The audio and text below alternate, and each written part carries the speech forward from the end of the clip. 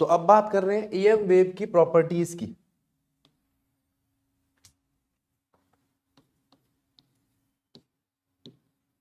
Properties of EM wave. अब एक एक करके बातें समझो। पहली प्रॉपर्टी, अगर हम ईएम वेव की बात करें तो नाम में ही इलेक्ट्रिक और मैग्नेटिक फील्ड आती है। इलेक्ट्रिक फील्ड और मैग्नेटिक फील्ड। तो यहां पर एक बात और आती है कि ये इलेक्ट्रिक और मैग्नेटिक फील्ड से ईएम वेव कैसे रिलेट करती है। ईएम वेव की डायरेक्शन क्या होती है? तो ईएम वेव की डायरेक्शन जो होती है वो इलेक्ट्रिक और मैग्नेटिक फील्ड से म्यूचुअली परपेंडिकुलर होती है। ठीक है, तो एक तो ये आता है कि ईएम वेव है क्या? ईएम वेव इलेक्ट्रिक और मैग्नेटिक फील्ड से बनी है। इलेक्ट्रिक फील्ड और मैग्नेटिक फील्ड। ठीक, अब इलेक्ट्रिक और मैग्नेटिक फील्ड से बनी है ईएम वेव। तो हम आपसे पूछ रहे हैं कि ये जो ईएम वेव बनी है हमारी, वो कैसे नेचर की है भाई, उसका नेचर कैसा है? तो यहां पर कुछ पॉइंट आते हैं। एक,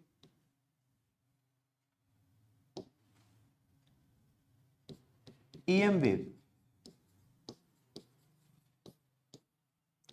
mutually perpendicular to electric field and magnetic field. इस बात को पकड़ के रखो, इस बात को भी हम डिस्कस करेंगे। दूसरा, EM wave transverse in nature.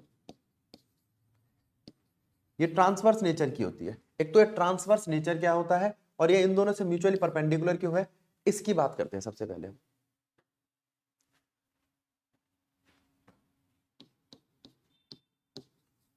Transverse nature of wave क्या है? अगर अगर पार्टिकल्स वाइब्रेट कर रहे हो इस तरीके से और वेव उससे परपेंडिकुलर चल रही हो, ठीक है, पार्टिकल्स वाइब्रेट कर रहे हो इस तरीके से, ठीक है, और वेव उससे परपेंडिकुलर चल रही हो, तो वो क्या कहलाता है? Transverse nature. ठीक है, तो ट्रांसवर्स नेचर में direction of wave must be perpendicular to direction of oscillation of particles। Particles जहां ऑसिलेट कर रहे हैं उनसे परपेंडिकुलर जा रही है वेव। ठीक है, तो ये है आपका ट्रांसवर्स नेचर वेव का। पहले तो इसको पकड़ के रखो। ठीक है, अब मैं आपसे कह रहा हूं कि अगर ऐसा है तो ये पता कैसे चलेगा कि भाई ये ट्रांसवर्स नेचर की है, तो हम इसको प्रूफ कैसे करें, है ना? तो प्रूफ करने के लिए हमने क्या किया, हमने ये केस लिया।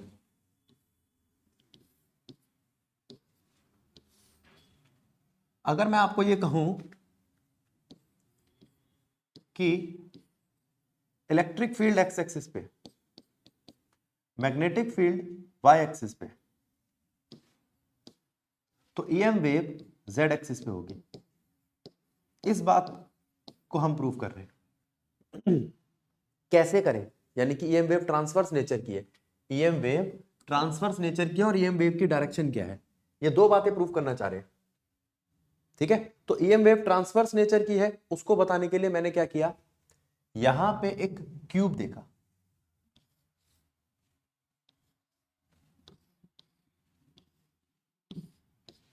ठीक है, इस क्यूब के अंदर मैंने इस वाले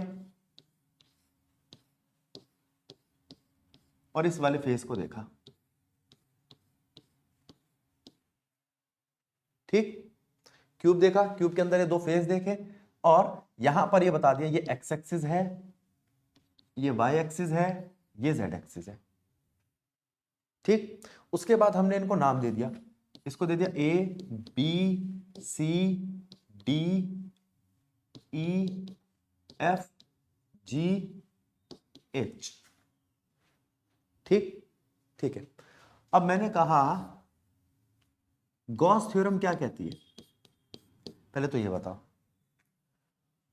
गॉस थ्योरम कहती है कि भैया जो फ्लक्स होता है वो होता है E डॉट ds।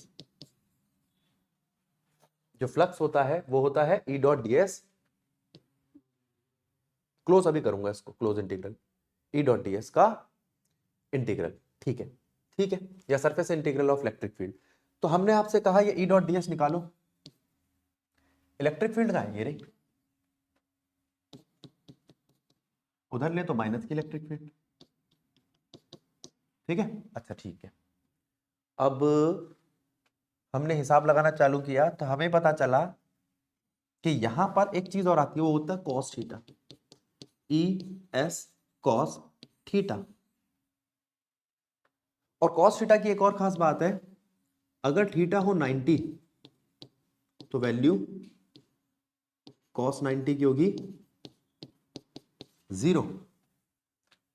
ठीक है, थीटा हो 90 तो कॉस 90 की वैल्यू क्या होगी 0।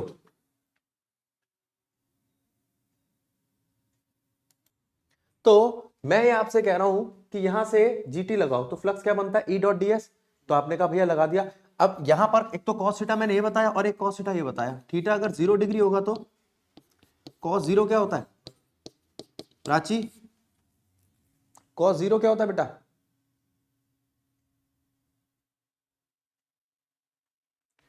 ठीक है। अगर ये हिसाब लगाया बेटा मैंने, तो तू यूं कह सकती है कि भैया मैं इन सब में से, अब बहुत सारे फ्लक्स बनेंगे इसलिए मैं, देखो एक बनेगा इस सरफेस का, ये, अब इन सरफेसेस को देखो तो फ्लक्स क्या बनता है आपका, electric field dot ds flux ABCD का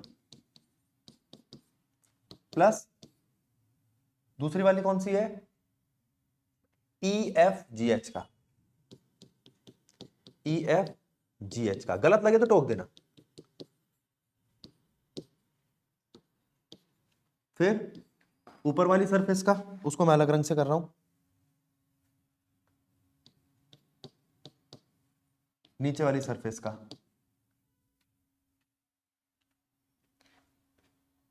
हर्ष ऊपर वाली सरफेस को पढ़ क्या बोलेंगे,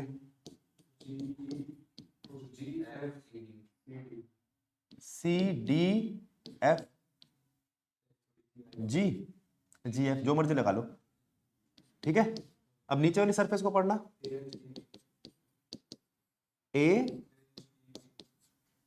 AHED।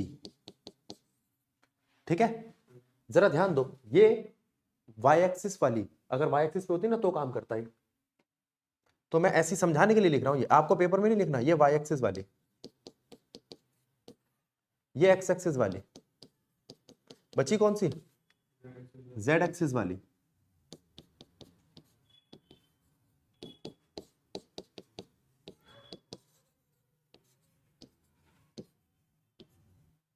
अब जेड एक्सिस पे बोलना बेटा, मैं एक तो पीछे की शीट जो है और एक आगे की शीट जो, अगर अब रंगा ना तो नाश हो जाएगा इसका, तो सोच लो तुम कि पीछे की BCFE है ना, BCFE और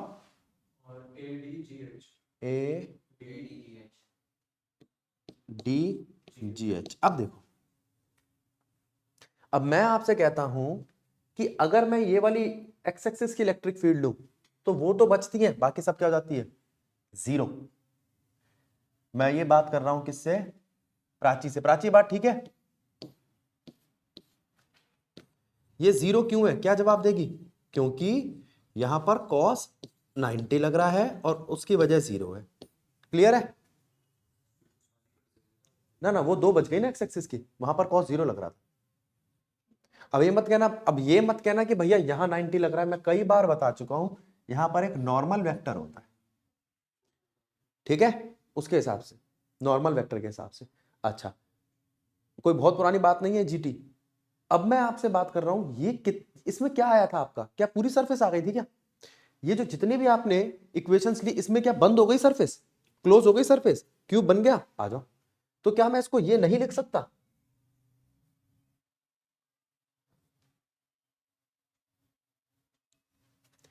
देखना कि ये फ्लक्स है over a close loop E dot D S का, कहां से कहां तक? पूरा A B C D E F G H भी है, जी एच ए, पूरे लूप का। क्या ये बात ठीक लिखी है मैंने प्राची? अब बता डब्बे के अंदर कितना चार्ज है? चार्ज 0 है इन क्यूब, जो भी है चार्ज इज 0, चार्ज तो है नहीं। तो over a close loop E dot D S कितना होता है? Q by epsilon naught. तो फ्लक्स, फ्लक्स कितना हुआ? तो 0 किसके बराबर आ गया? ई डॉट डी एस, ई dot D S x axis के लिए, मैं इन दोनों को ऐसे लिख रहा हूं एक्स एक्सिस के लिए, ठीक है? तो अगर आप इसको खोलोगे तो 0 is equals to E S आएगा, ये एक एक्स एक्सिस के लिए, ये दूसरे एक्स एक्सिस के लिए। तो यहां से वैल्यू क्या आई?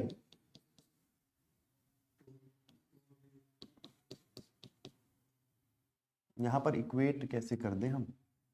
हाँ, अब देखो क्या ये बात ठीक है? बोलो। अब पहले वो रीजन देखो किस किस वजह से 0 हुई है। तो यहां पे अगर मैं आपको ये कहता हूं ये एक EX नेगेटिव और एक EX पॉजिटिव है, और उसकी वैल्यू यहां पुट करूं, एक को पॉजिटिव लिया है और एक को नेगेटिव लिया है, हाँ एक cos 0 एक cos 180 है, उस वजह से, या आप यूं बोल लो कि इलेक्ट्रिक फील्ड की डायरेक्शन के हिसाब से लिया है, जो आपका मन करे वो लगा लो, ठीक है?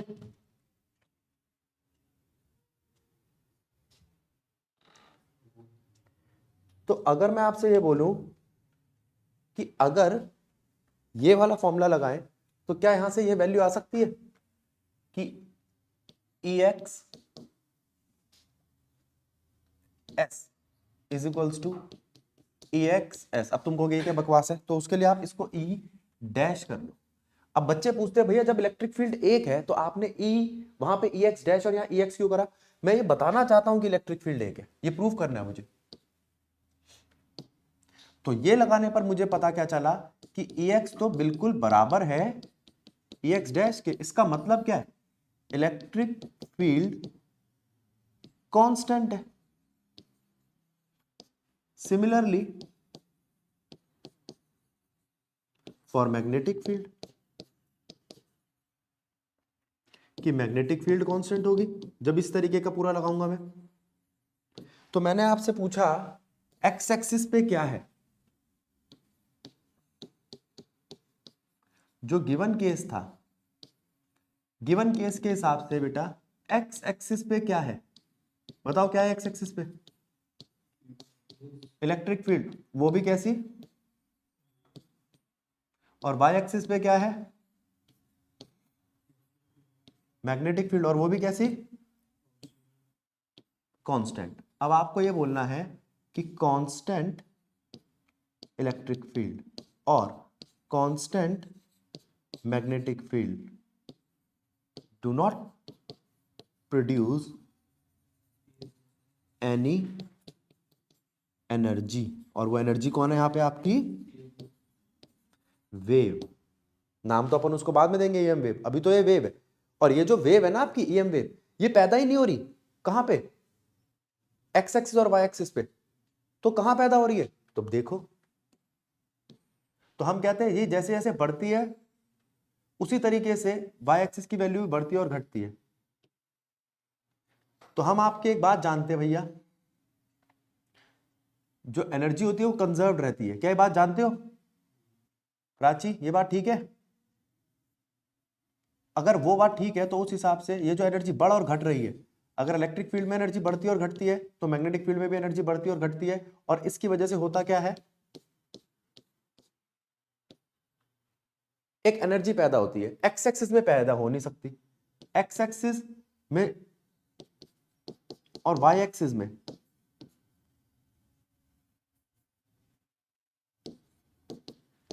तो ईएम वेव पैदा नहीं हो सकती। तो कहां पैदा होगी बेटा? ये जो वेरिएशन है कहां पैदा होगी? जेड एक्सिस में।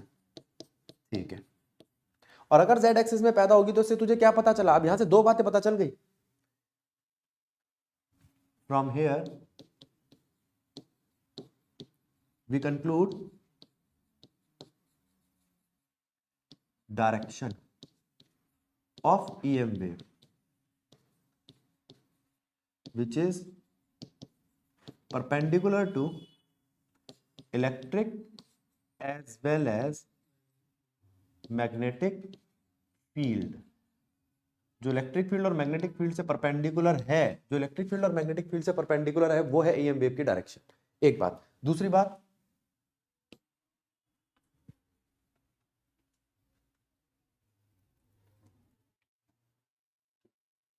दूसरी बात क्या आती है?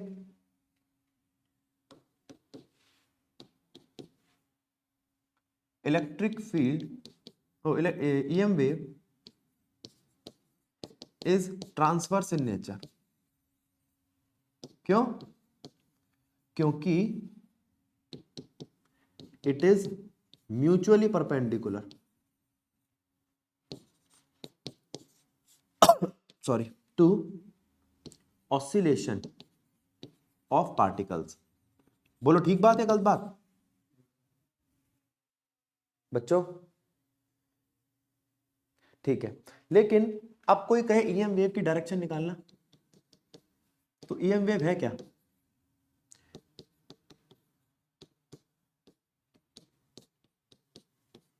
अब कुछ बच्चे कहेंगे भैया ई क्रॉस बी, बी क्रॉस ई, इन दोनों को उल्टा करने में क्या होता है? कैसे भी लिख लो। नहीं नहीं नहीं, हम ई क्रॉस बी को ई क्रॉस बी ही लिखेंगे, उल्टा करते ही उसकी डायरेक्शन नेगेटिव हो जाएगी। ये बात पता है? अगर मैं आपको कहूं यहां पर ए एक्स आई लिखा है और यहां पर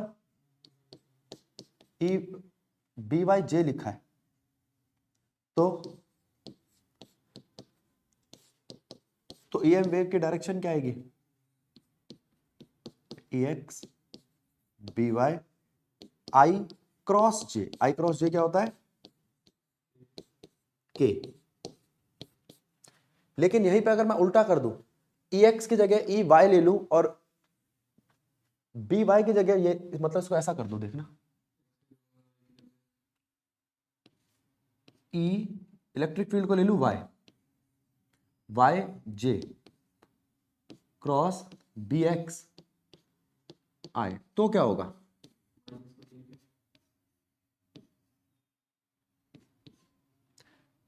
जे क्रॉस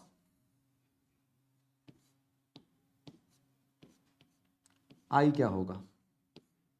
जे क्रॉस आई, तो वो होगा माइनस का के।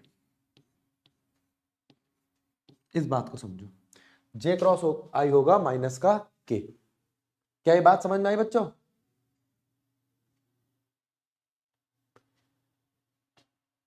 हाँ, तो इस डायरेक्शन वाले पॉइंट को समझो, फिर आगे बढ़ते हैं। अब बात करते हैं एनर्जी की,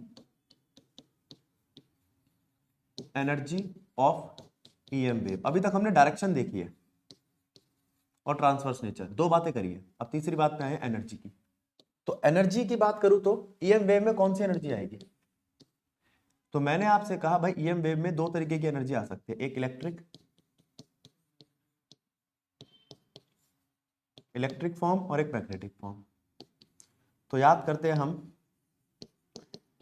कि इलेक्ट्रिक फॉर्म में कौन सी एनर्जी पढ़ी है हमने और मैग्नेटिक फॉर्म में कौन सी एनर्जी पढ़ी है। तो यहां पर एनर्जी डेंसिटी का एक फॉर्मूला है, एनर्जी डेंसिटी छोटा u इलेक्ट्रिक का, वो होता है u bye we,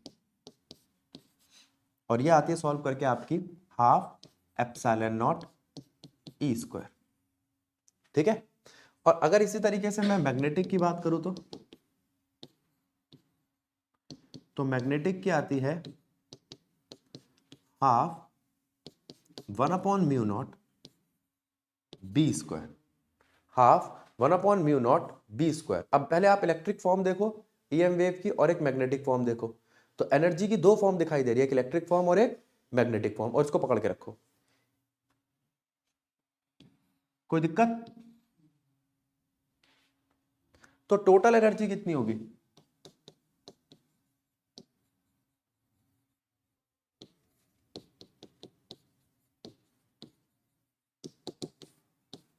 total energy जो आनी है आपकी वो आएगी electric plus magnetic, half epsilon naught e square plus half epsilon not b square. ठीक है, जरा समझो यहां तक बात को, फिर आगे बढ़ते हैं। ओ यहाँ 1/μ0 आएगा।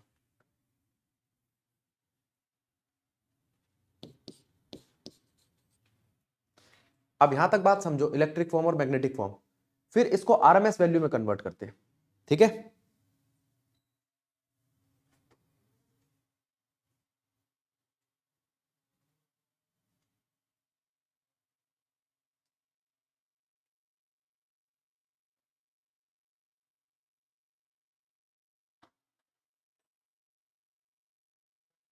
जैसा हम जानते हैं कि ईएम वेव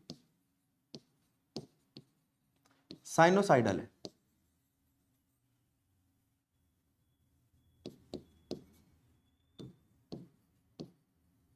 ये मैंने आपको लास्ट लेक्चर में एक इक्वेशन भी कराई थी साइन की, तो वो कहता है इस हिसाब से आप ये भी कह सकते हो जो ई है यहां पर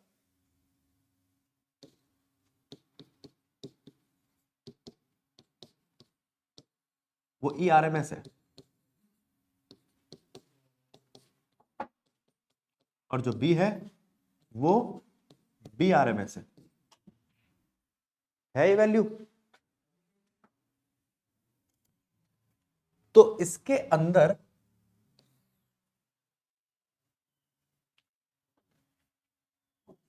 हम आपको ये कह रहे हैं कि आरएमएस वैल्यू आप जानते हो कितनी होती है? E0/√2, ये पढ़ा है। और बी आरएमएस वैल्यू कितनी होती है? B0/√2। ये दोनों वैल्यू यहां पुट करना, तो यू टोटल पता है कितना आएगा?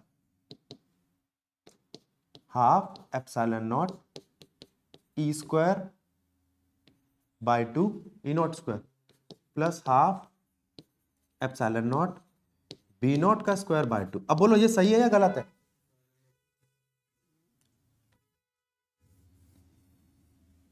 क्या बेटा बोलो? म्यू0 ही तो है, ध्यान से देखो। अब उसके बाद वैल्यू आती है कि अगर मैं आपसे कहूं कि हमने एक इक्वेशन पढ़ी थी E0 by B0 is equals to C, Prachi पढ़ी थी ये। तो तू यूं कह सकती है कि भैया यहां पर आप CB0 लिख सकते हो, यहां पर जरा देखना E0 की जगह पर, या B0 की जगह पर E0/C, जो तुम्हारा मन करे लिख सकते हो। बोलो, अरे भाई हाँ ना बोलो, क्लियर है ये? और अगर ऐसा होता है तो एक C की वैल्यू और है 1/μ0 एप्सिलॉन नॉट, उसको भी यहां पुट कर दो, तो B0 क्या आता है? E0 μ0 epsilon not. ठीक है, अब अगर ये वैल्यू मैंने यहां पुट की तो हाफ, अब हाफ आपको 1/4 कर रहा हूं epsilon naught e square plus half 1/μ0, अब हाफ का भी 2 बाहर ले जाओ, 1/4 1/μ0। अब बी की वैल्यू रखो E0, अरे भाई ये सी यहाँ ये लो, ये ऊपर आएगा, सही कह रहा है ये बन जाएगा E0 मल्टीप्लाई में μ0 और एप्सिलॉन नॉट। क्या ये बात ठीक है? क्या ये बात ठीक है प्राची? तो तू यूं कह सकती है कि भैया यहां से 1/4 एप्सिलॉन नॉट ई स्क्वायर, इसको सॉल्व करना पड़ेगा। स्क्वायर होने पर अंडर रूट तो कट जाएगा और दिखाई दे रहा है कि म्यू नॉट कट जाएगा, बचेगा क्या? एप्सिलॉन नॉट और ई स्क्वायर बचेगा। दिखाई दे रही है एनर्जी क्या आ रही है? हाँ दोनों ई नॉट है। चेक करना टोटल एनर्जी क्या आ रही है आपकी, हाफ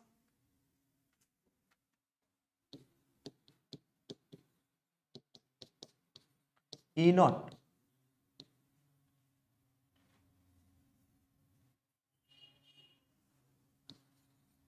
का square, epsilon naught E not का स्क्वायर।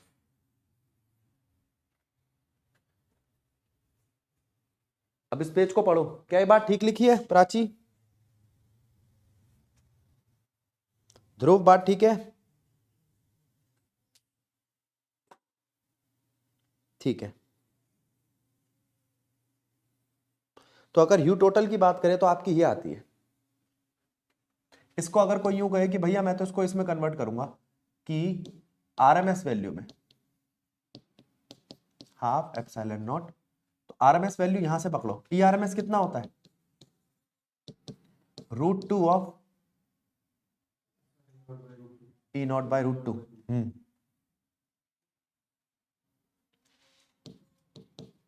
और ई नॉट क्या बन जाता है उससे? √2 ऑफ ई आरएमएस। बोल बेटा।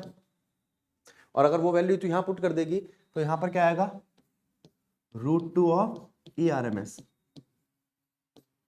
तो यहां से वैल्यू आएगी √2 से इसका ये कट जाएगा, सिर्फ ई नॉट ई आरएमएस का स्क्वायर।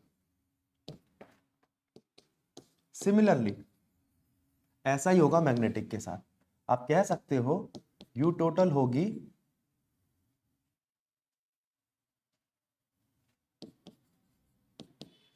हाफ म्यू नॉट 1/म्यू नॉट बी नॉट का स्क्वायर, या हाफ, हाफ तो गया, बी आरएमएस का square divided by mu naught. ठीक बात? ये मैग्नेटिक की टर्म में लिख दिया, ये इलेक्ट्रिक की टर्म में लिख दिया। अब एनर्जी पढ़ो आराम से।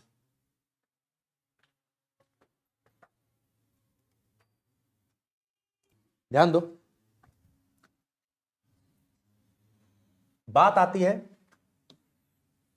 इंटेंसिटी की, intensity of electric field. Intensity of electric field क्या करोगे इसमें आप? तो हम एम वेव, अगर मैं ये बात करूं आपसे कि एम वेव की इंटेंसिटी निकालो तो आप क्या करोगे? तो पहले तो हम बात कर रहे हैं आपसे एनर्जी की। एनर्जी कौन सी थी ये आपकी? क्या ये थी एनर्जी पर यूनिट वॉल्यूम? तो आप इसको लिख सकते हो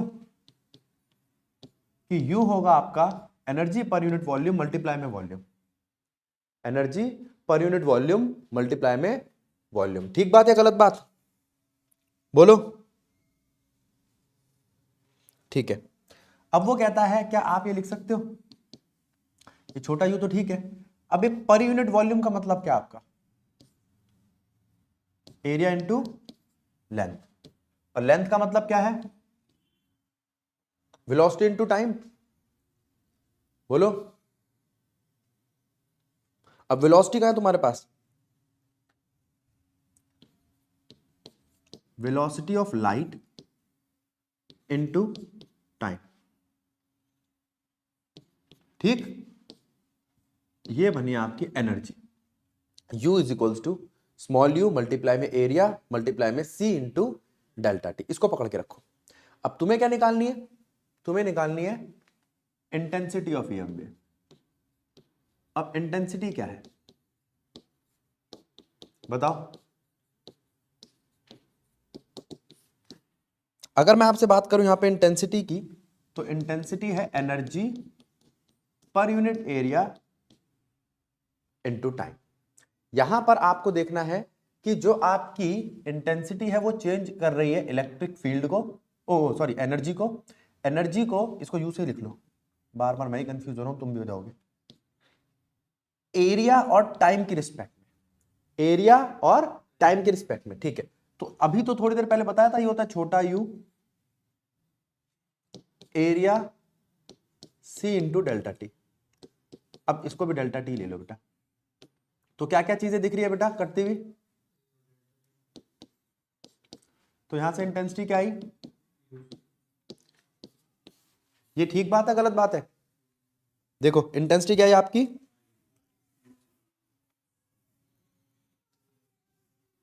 अब यू क्या था आपका? Total energy. अच्छा अब एनर्जी डेंसिटी, हाँ टोटल एनर्जी डेंसिटी कितनी आई थी अभी थोड़ी देर पहले? हाफ, ना ये वाली, half epsilon naught e square c, ये लिख सकते हो, या epsilon naught e r m s whole square c. ये दोनों बात ठीक है या गलत है? बोलो। तो यहां से फिर हमारे दिमाग में आया कि हम यहीं क्यों छोड़े, इससे एक वैल्यू और निकाल लेते हैं वेलोसिटी ऑफ लाइट की।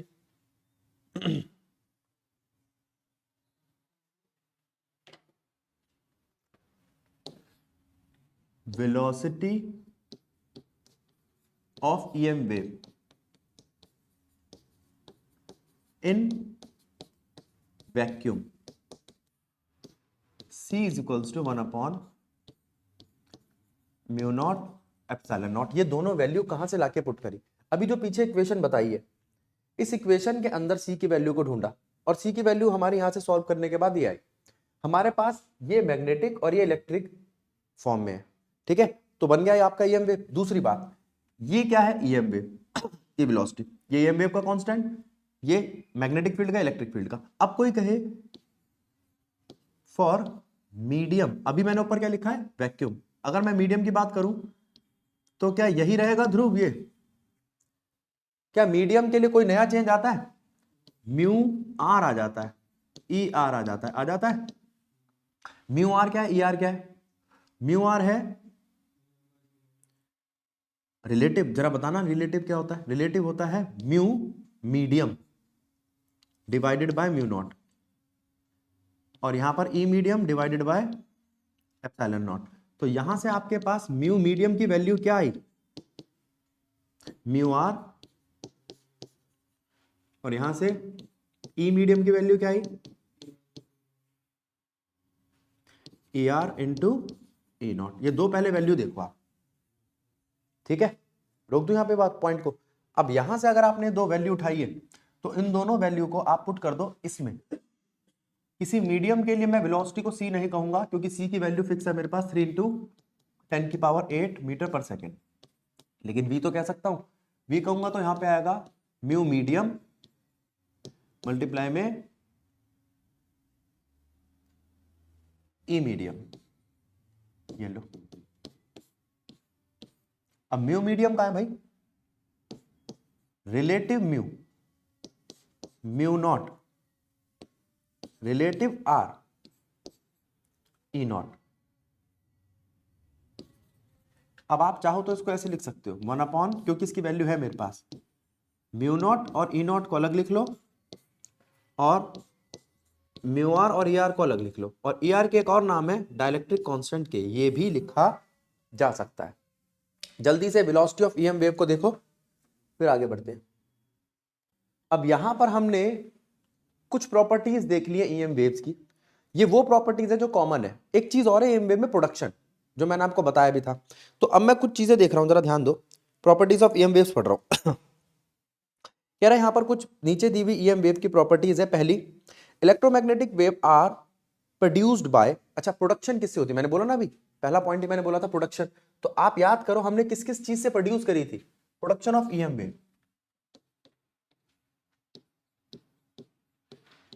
प्रोडक्शन ऑफ ईएम वेव,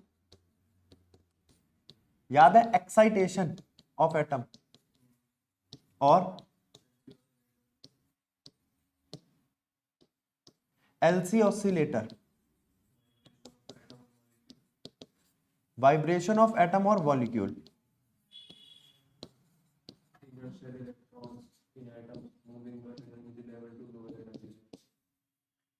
इसको लिख सकते हो आप एक्सेलरेशन, एक्सेलरेशन में डी एक्सेलरेशन भी आता है, एक्सेलरेशन ऑफ इलेक्ट्रॉन, ठीक है, या सब एटॉमिक पार्टिकल, ठीक है। तो यहां पर ये क्या कहता है, the EM wave are produced by accelerated charge and do not required any material. अच्छा, ये बड़ी इंपॉर्टेंट बात है, ईएम वेव को प्रोपोगेट करने के लिए मीडियम की जरूरत नहीं है। अभी मैं आपसे बात कर रहा हूं तो मुझे मीडियम की जरूरत है जिसका नाम है एयर।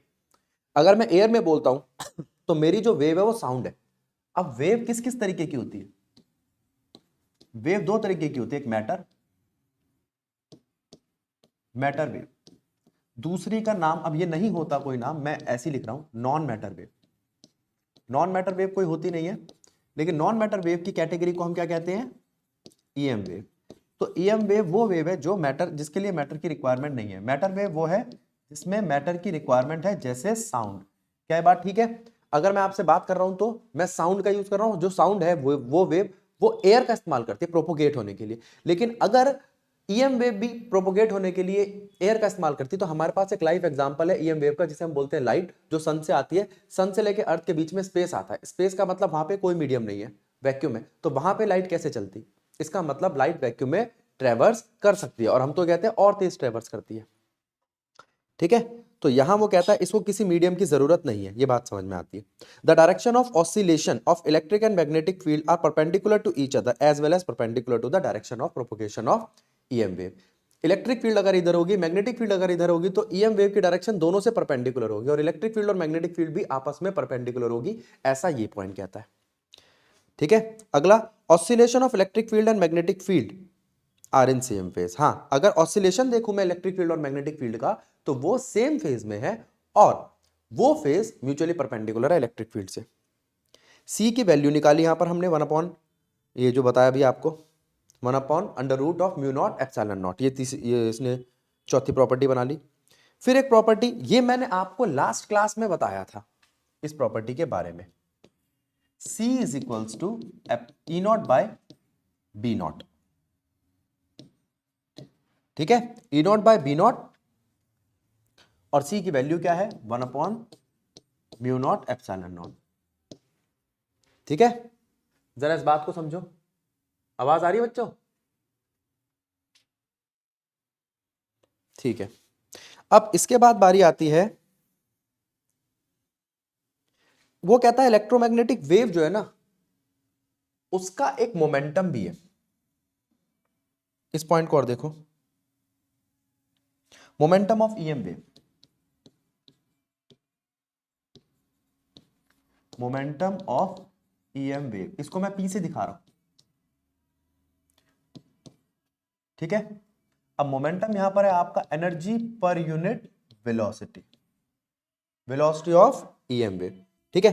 तो वो कहता है अगर आप ईएम वेव को ट्रांसपोर्ट करना चाहते हो लीनियर मोमेंटम से, ठीक है, as it travel through the space, तो आप कहोगे जो इलेक्ट्रिक मैग्नेटिक ट्रांसफर हो रहा है उसके लिए टोटल एनर्जी चाहिए आपको U, और टाइम लगेगा यहां पर T, तो यहां पर टोटल लीनियर मोमेंटम आएगा